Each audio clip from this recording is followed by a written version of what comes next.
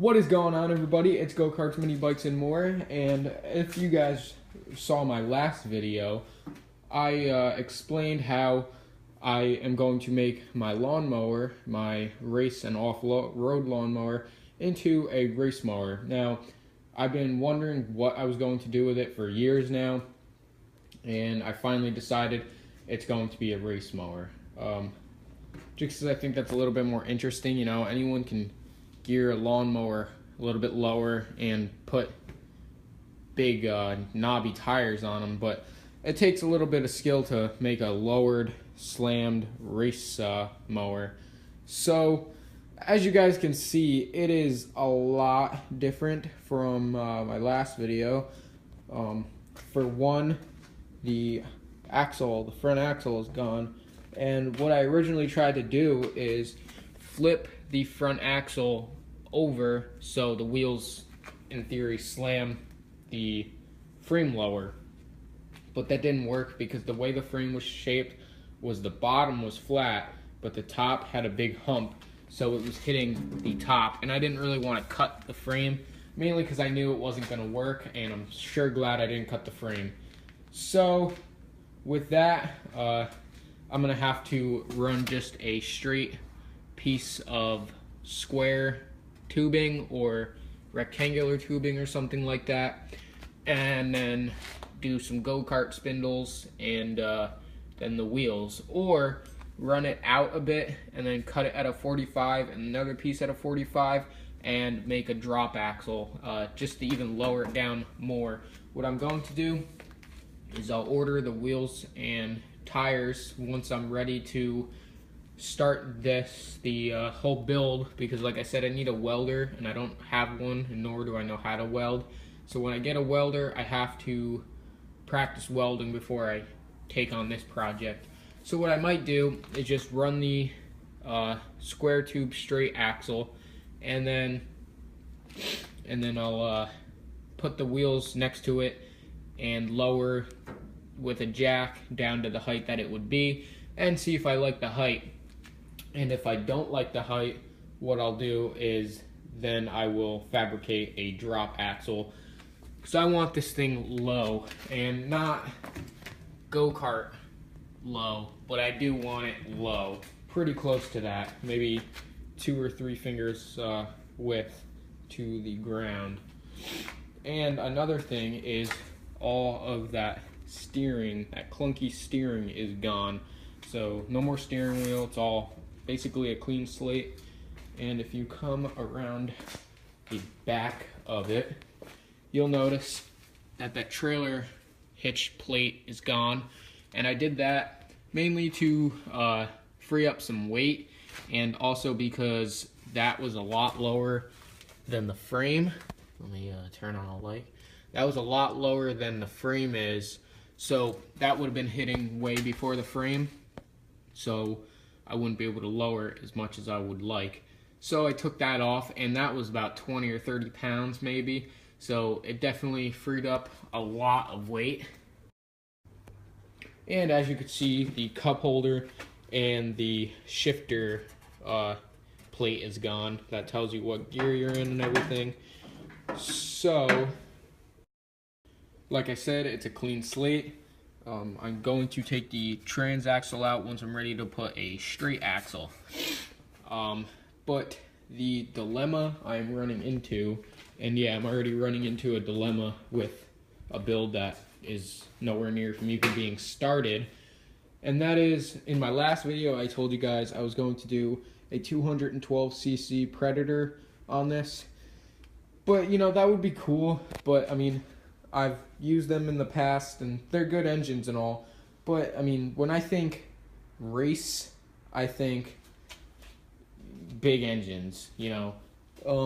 Not saying that this go-kart isn't fast, it probably does 40 miles an hour with the 212, but the lawnmower frame is significantly heavier than the go-kart frame, and also it just doesn't appeal to me really, having a tiny engine where a big engine used to be. So with that, I am now thinking about doing the Predator 670cc. Yeah, that's right. I do plan on doing that. My only concern is it fitting in here with the hood on it once I get a hood. And another concern is running a chain down to the bottom of the frame with a horizontal shafted engine. So what I was thinking was, once the engine is here, just wherever the chain runs up to, say it's about here, you just slot that out, and then the chain will be able to go through.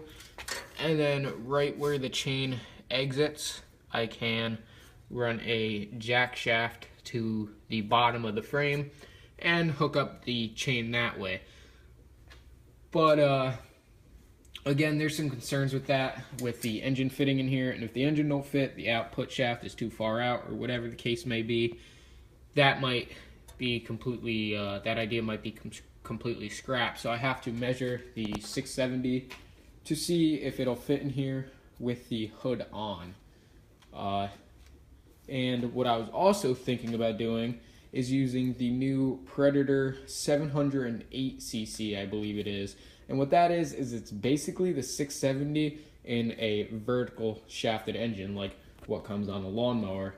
Both are 22 horsepower, but the 708cc has 3,000 and up RPM, I believe it is. The 670 has about 4,000 and up with the governor on it. And yeah, I do plan on removing the governor, because that thing would just be insane, and that's what I'm looking for, insanity. But again, the vertical shaft shows some problem areas as well, such as if I do a vertical shaft and a straight axle, what I'm going to have to do is run a gearbox like what John and Ike used on their Rat Rod wagon, basically. But there's just not a whole lot of room under the frame. I can always make a cradle for it and put it below the frame, but then when I lower that, that's going to be the first thing hitting, and I cleared all the obstructions underneath to get maximum lowerage.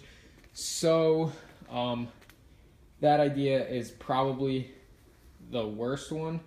So what I'll probably do is go with the 670cc horizontal shafted engine and just run the chain through a slotted hole that I cut in the frame.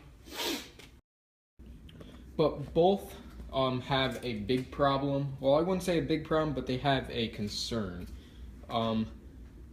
Both places of the engine, whether it's the vertical or the horizontal, have to end up about the center of the frame. And with the vertical, again, I'll have to do the big gearbox, so it'll be lower than the frame, but the chains will be nice and short and even. So then I might not have to run any tensioner pulleys or anything like that. But with the horizontal, the jack shaft in theory has to come out about right here, or wherever, as close to the middle of the frame as I can get. So that would in theory make this chain a decent length. It's probably about the length of my brother's mini bike, to about, so we're say about here is where that slot is, all the way back to where the straight axle will be, and that's going to take place of the trans axle. So as you can see, from here all the way to here, that's a pretty long chain. I'm not gonna say how long I think it is, because a lot of you will probably think I'm stupid because I'm not good with measurement like that, just off the top of my head and by thinking of it like that. But that is a pretty long chain, which means quite a few tensioner pulleys. Now that's not a problem, it's just, to me, longer chains have a bigger tendency to pop off and be more troublesome than a short chain such as my go-kart. But I think the best bet, in my opinion, let me know what you guys think in the comments, because that will really help me out in this build.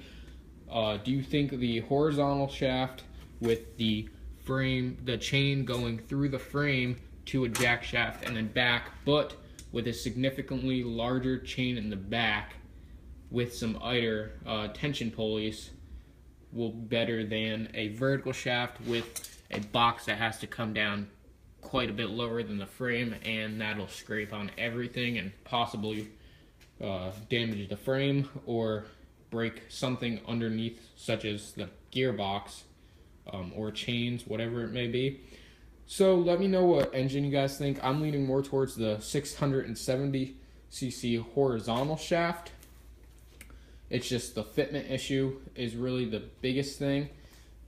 Like I said, I could run tensioner pulleys. I've seen people run quite a bit of chain with tensioner pulleys, but again, to bring them up, Cars and Cameras on their Rat Rod wagon, before they did the I believe it was the Magic Box they call it, they had a long chain running from the engine all the way to the back wheels, and that chain flopped really bad.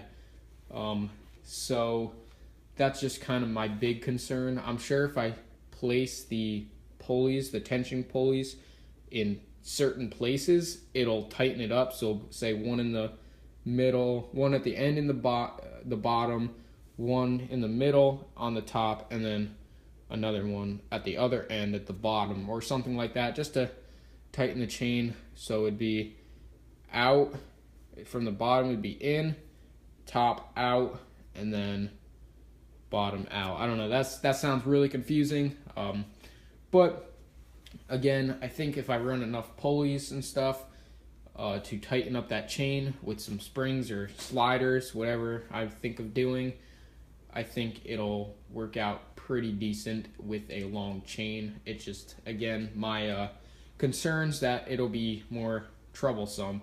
But let me know what you guys think in the comments. Like, comment, and subscribe. And while I have you guys, I was thinking about painting this a matte black, such as how the frame is painted. I'm going to repaint the frame, of course, because I have quite a bit of plugs to weld in and stuff like that. So I am going to be stripping this again and redoing the frame, and maybe take the panels to a body shop and get the scratches and stuff filled in and do it somewhat right. But I was thinking about painting the whole thing matte black and then cutting out feet things such as like this out of diamond steel, and then doing the dash in diamond steel, and then just doing a little diamond steel accents, and then naming it the Black Knight or Dark Knight. Haven't quite decided. That's the least of my worries in this whole project as of now. But let me know what you guys think in the comments. Give me your thoughts, and maybe you guys can help me out with the troubles I'm having with this and my worries.